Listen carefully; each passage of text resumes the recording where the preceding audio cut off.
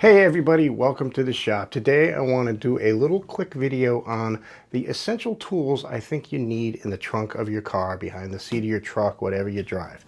I want to be very clear here. This is an emergency, almost breakdown only use set of tools. If you are an automotive guy, you work on cars, you're not going to buy some of this stuff, okay? This is to put in a bag. I got a bag here at Harbor Freight on sale for $5. And add some tools to it and put it in the trunk and hope you only need it every once in a blue moon on an emergency, and you hope that emergency is a friend of yours car who's parked next to you and you have tools to help him. But if you do break down, you got a half chance with these tools of maybe getting home. Again, if you're a backyard mechanic, a real mechanic, these are not the tools for you. That's not the scope of this project at all. Reason I'm doing this, my godson Andrew, he's 25 years old now, graduated college. He's off in the working fields driving a car, and I saw him last month and asked him if he had any tools, and he said no. And I was like, I got a ton of stuff. Let me put a bag together for you. And I said, that's a great idea for a video. So here we are, we're doing the video. Please comment below if I forgot something, if you thought I went the wrong way with something, if you thought I picked the wrong tool, which somebody's going to comment on this first tool. I know, go right ahead. I kind of agree with you, but I also disagree because this is the right tool to put in a bag and hope you never need it. And that is a set of sockets, the Pittsburgh brand from Harbor Freight, that MSRP's for $20. And it's this set right here. It's got a 3/8 and a half inch driver and a 1/4 inch screwdriver. It's got a good selection of bits to get you through if you break down. These are low-cost tools. You can get this if you're inside track right now for $14.99. Because this MSRP is for $19.99, when they do the 30% off sale, you can get these things for, what, $13.99. I mean, really cheap, but they work. They're perfect to put in the bag and use them on the rare occasions you need them.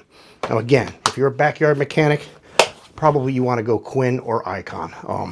Not these. These are not for that. But these are going to go right in the bag.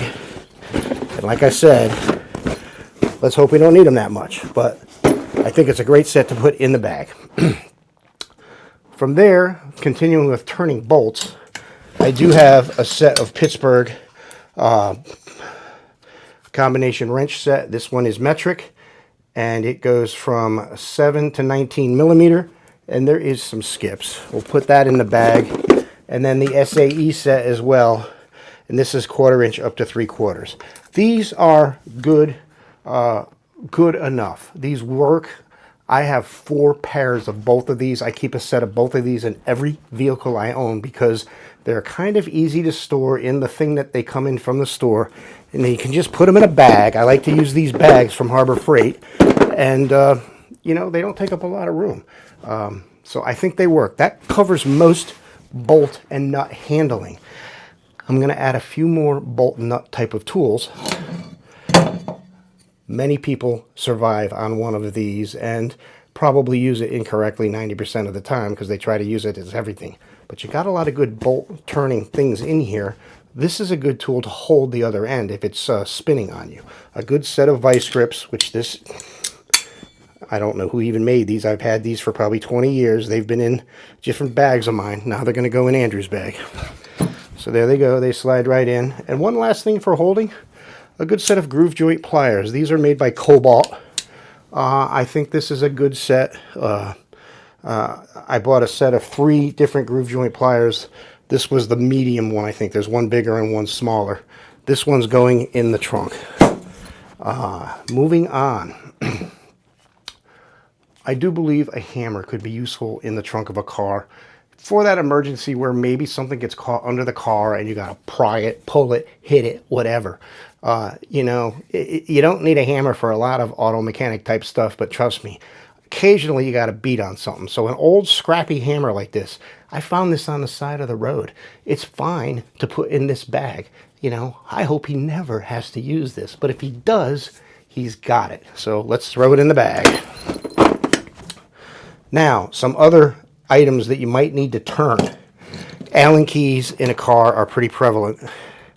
This is the Harbor Freight set that was just on sale, and it's a pretty good set of both SAE and metric. I'm going to throw them right in the bag.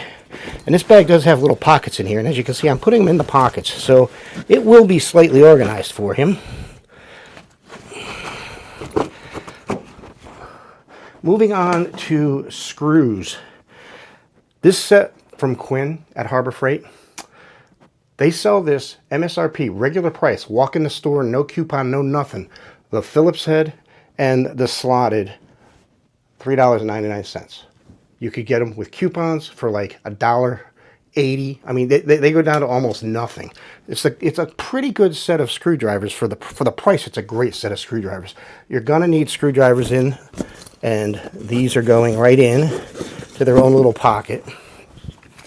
I'm also going to include one of these 4-in-1s just as a spare. You know, he might want to just put this one in the glove box for, you know, the casual use, and when he really needs tools, he can go to the bag. So we'll throw that one in here as well. I might advise him to put that in the glove box.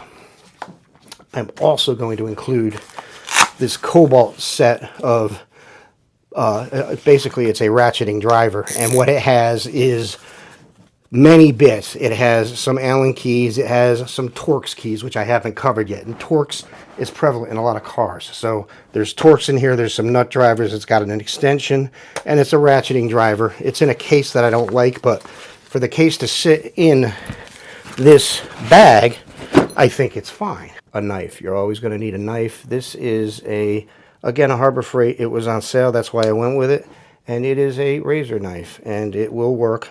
He needs to cut a piece of wire or something, he's got other things to cut with, but this knife will cut other things if needed. And we will put it right in that slot. And the last thing is a flashlight, and this is it's a Braun, so it is a Harbor Freight model.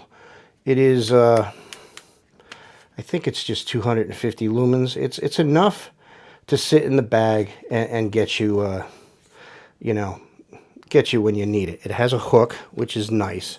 It has a magnet here, and it has magnets here. So you can put it up under the hood of the car. It rotates, so you can do that. It's a good little inexpensive, you know, flashlight that you're not going to be upset that it's been sitting in the bag for a year.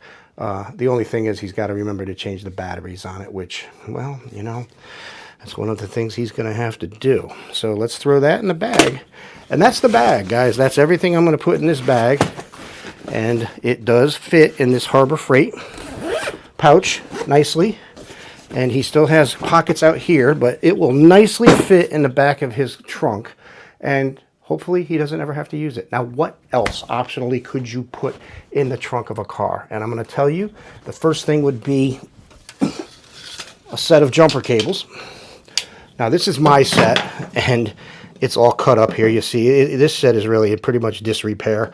I should probably just get rid of it and order myself a new pair. I would definitely not give him this pair. I can tell you I have a set on order for him. Jumper cables are kind of interesting. They come in different lengths, and more importantly, they come in different gauges of wire. And I want to caution you to avoid the really thin wire. They might start your car in a pinch, and they might not. You need enough thickness in wire to get the power to go from the one car to the other. If your battery's really dead, you know, it could melt. It could heat up, those really thin ones. Harbor Freight one has one on sale right now for $8. I think it's like 12 gauge wire. Too thin. Don't do that. Now, you don't need, you know, Harbor Freight sells a 1 gauge, a 2 gauge, and a 4 gauge. And those are all really heavy duty long jumper cables. You probably don't need those, but 6 gauge or 8 gauge probably would work to put in the trunk for an emergency. Now, Andrew, you're not getting this set because these are kind of junky. I will have a brand new set for you to go in this bag, and that will cover what's going to him to start. What I'd like to know from you guys is, what would you add? What would you subtract? Somebody's going to say get rid of that Pittsburgh socket set. I get it. It's okay. I think it's the right socket set to go in here because it's the right price. You could always just get a 1/4 inch socket with the SAE and metric sockets. Pittsburgh and Quinn each make one of those for around $20. It's much smaller in the bag, and it probably would work for most cars. Other things to think about maybe would be, instead of cables, a jump starter, possibly a jump starter with a, you know, an inflator built into it.